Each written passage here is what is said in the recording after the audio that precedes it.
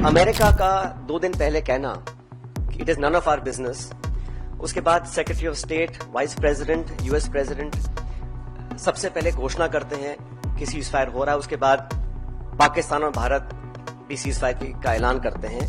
ये जो मीडिएशन है इसको क्या भारत सरकार ने एक्सेप्ट किया है और किन कंडीशंस पे इस प्रकार की घोषणा अमेरिका ने करी है, ये बहुत बड़ा सवाल है। कितना गलत अमेरिका के राष्ट्रपति जी ने कहा कि हजारों साल पुराना ये मुद्दा है। वो भूल गए कि 76 साल पहले ये एक ही देश था, कोई मसला नहीं था। वॉशिंगटन से सीज फायर की अगर घोषणा होती है तो कई सवाल खड़े करता है। जब ये घोषणा मीडिया के माध्यम से, और मैं सिर्फ उन बातों को रखना चाहता हूं जो पब्लिक डोमेन में है, काफी कुछ ऐसी बातें हैं जो हम सबको जानकारी में नहीं है, लेकिन जो पब्लिक डोमेन में है उसको देखकर लगता है कि बहुत से सवाल खड़े हुए हैं। सचिन पायलट का सीधा सवाल, क्या पाकिस्तान से सीज फायर की गारंटी मिली है? बोले सेना देश की है, किसी पार्टी की नहीं। तो नमस्ते, मैं सोनी और आप देख रहे हैं वयम छत्तीसगढ़। छत्तीसगढ़ पहुंचे कांग्रेस नेता सचिन पायलट ने केंद्र सरकार से तीखे सवाल पूछे हैं। रायपुर में उन्होंने पहलगाम आतंकी हमले में मारे गए कारोबारी दिनेश मीरानिया के परिवार से मुलाकात की और उसके बाद प्रेस कॉन्फ्रेंस की।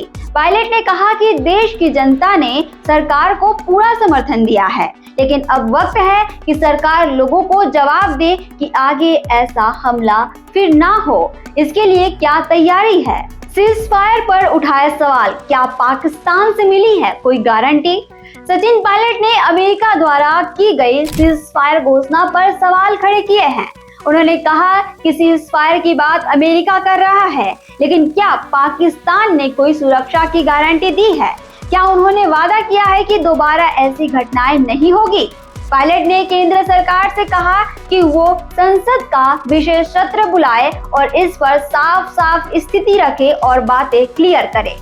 पायलट ने कहा कि कश्मीर और आतंकवाद की बात हो रही है, लेकिन अमेरिका के नेताओं ने कभी भी आतंकवाद शब्द का इस्तेमाल नहीं किया।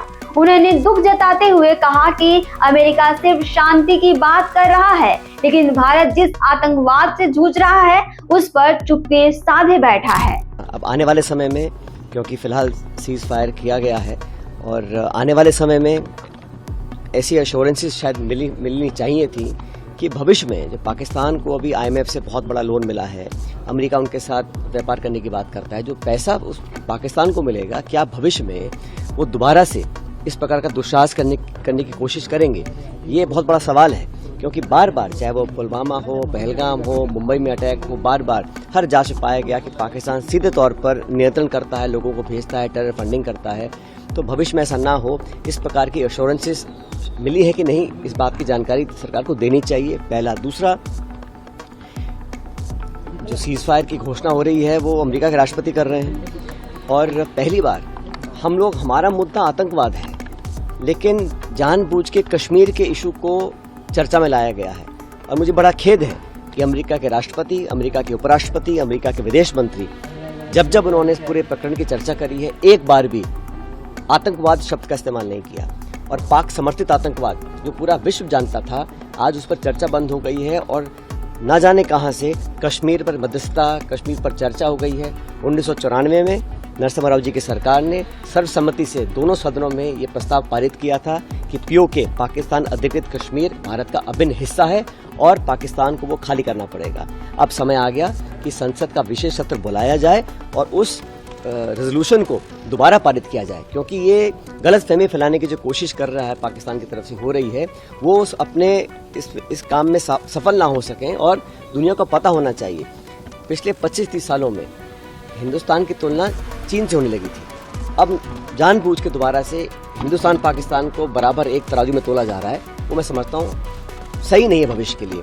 तो आतंकवाद पर पूरे देश और दुनिया एक होनी चाहिए और संसद से एक आवाज निकलनी चाहिए कि पक्ष विपक्ष मिलकर आतंकवाद और पाकिस्तान समर्थित आतंकवाद जो हमेशा इस देश में अस्थिरता पैदा करने की कोशिश करता है, उसके खिलाफ हम सब एकजुट हैं।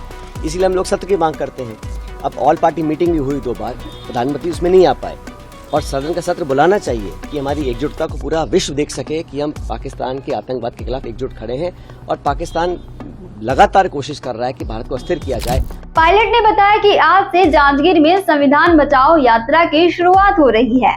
हॉकी ग्राउंड में बड़ी सभा होगी, फिर रैली निकलेगी। ये यात्रा 3 चरणों में चलेगी। पहले चरण में सभा, दूसरे चरण में विधानसभा स्तर पर आयोजन और तीसरे चरण में नेता घर घर जाकर लोगों को संविधान और उनके अधिकारों की जानकारी देंगे। मध्य प्रदेश के मंत्री द्वारा महिला सैन्य अधिकारी कर्नल सोफिया कुरैशी पर की गई आपत्तिजनक टिप्पणी पर पायलट ने तीखी प्रतिक्रिया दी। उन्होंने कहा, ये सेना का अपमान है। धर्म और मजहब के नाम पर बांटने की कोशिश की जा रही है।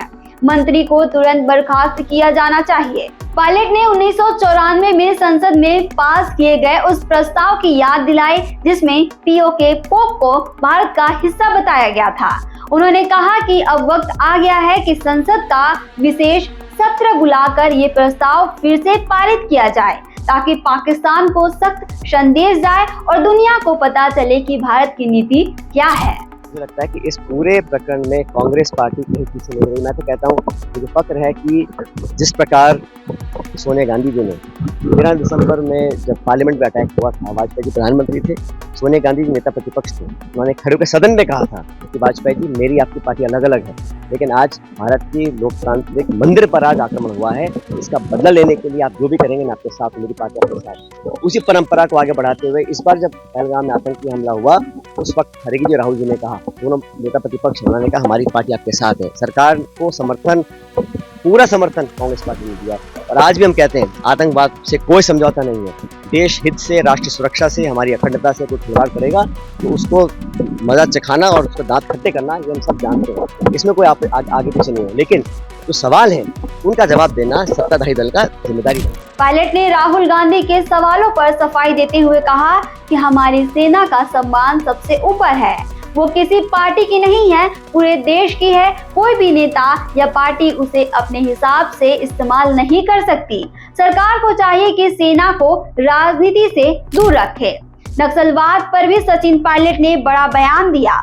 उन्होंने कहा कि कांग्रेस हमेशा से शांति और भाईचारे की बात करती रही है।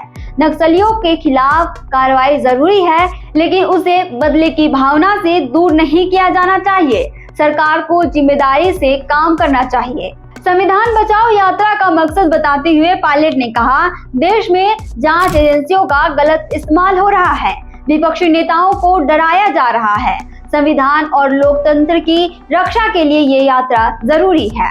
पायलट ने कहा, जो आज सत्ता में है उन्हें घमंड नहीं करना चाहिए। समय बदलता है। जो लोग कभी 300 पार की बातें कर रहे थे, आज 240 पर अटक गए हैं। देश की जनता समझदार है, सब देख रही है और समय आने पर जवाब भी देगी। छत्तीसगढ़ से जुड़े और अपडेट्स के लिए आप देखते रहें वयम छत्तीसगढ़।